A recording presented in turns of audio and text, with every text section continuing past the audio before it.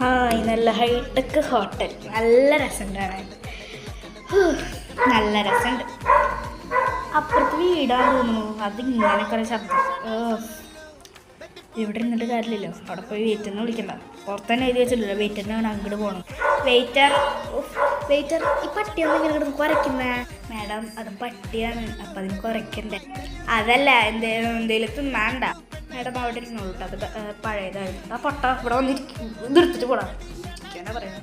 Madam, ഇവിടെ ബിരിയാണി, ഷവർമ, പിന്നെ parotta, fried rice, അങ്ങനെ എല്ലാം ഉണ്ട്.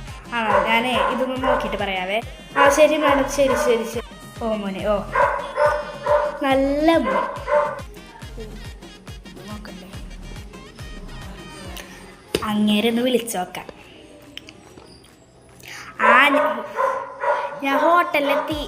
ആ ആ ഞാൻ മറ്റേത് ഓർഡർ ചെയ്തോളാം. നോക്കട്ടെ.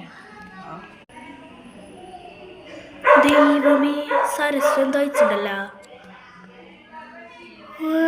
അവള് ഊട്ടി പോയാ. ഇത് നോക്കട്ടെ. ചവറ, ചവറ്. Excuse me waiter. വേണ്ട, എക്സ്ക്യൂസ് മീ വെയിറ്റർ ഒന്നും വിളിക്കണ്ട. എൻ്റെ ശബ്ദം തന്നെ കോഞ്ഞാട്ടെ. വെയിറ്റർ, എന്താണ് മാഡം വേണ്ടത്?